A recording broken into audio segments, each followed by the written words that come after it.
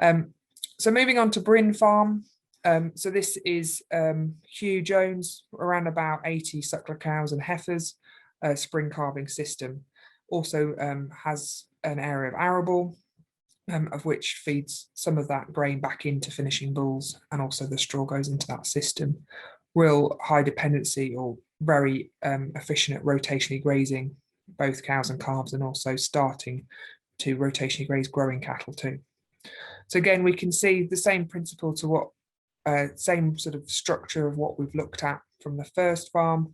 So emissions in the blue, offset in the green, and the carbon balance. So again, this farm is more than net zero, not quite as not quite as it's sequestering slightly less than Reese and Russell, but still below that zero mark. Again, when we break it down, on this farm, like most farms with beef and sheep, the main source of emissions are coming out of livestock. So that's the methane that is being produced through digestion. And this farm is also benefiting from having high levels of carbon capture through in the soil. And that's partly through his practices of rotational grazing, but also he's been min-till, no-tilling his land for probably at least 10 years. So that again has helped in terms of building that organic matter soils. Organic matter in its soils. So there's, in terms of the hotspots on Bryn Farm, so as again, similar story to what we saw on the first one. So 43% of those emissions are coming from the cows, about 12% coming from the fertilizer, in this case, ammonium nitrate, a chunk from the finishing cattle, which is probably like to increase as his system of moving more towards selling fewer stalls and retaining and growing those animals on and finishing them on farm. There's also a proportion allocated towards the solar equipment, and that's to do with its manufacturing. But obviously it has some offset in terms of reducing electricity use on farm, and then a 5% from fuel. So we can sort of start to find these hotspots, but we can quite clearly see on most of these livestock farms, we've got to be targeting the efficiency of these animals. The challenge we've got for Bryn, and very similar for Reese and Russell as well, is actually they're doing a very good job already on the animal performance. So it is small tweaks that we can look at to see what else we can do. So this farm, average cow weight is 550. So for the vast majority of farms, it's significantly lower than most cow weights would be. We might be getting 650, heading towards 700 kilos. We also start to look at cow efficiency, this idea of actually what proportion of their live weight are they able to wean a year. Cows struggle to do sort of more than 45% at a herd level.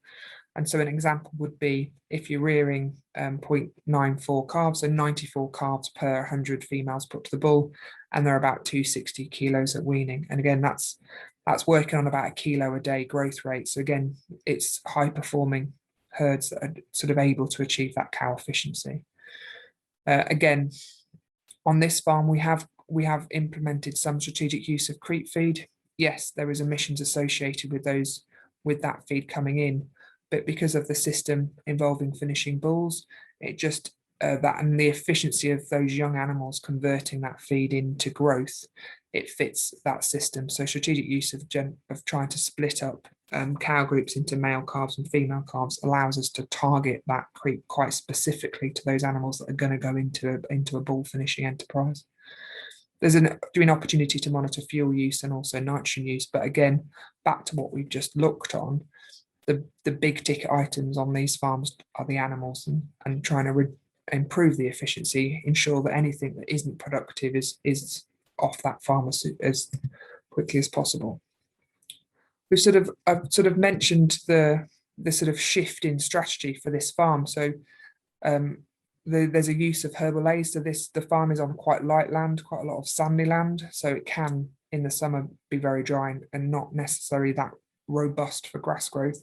So Hugh's invested in some herbal A's to try and improve that growth rate of these growing cattle during the year.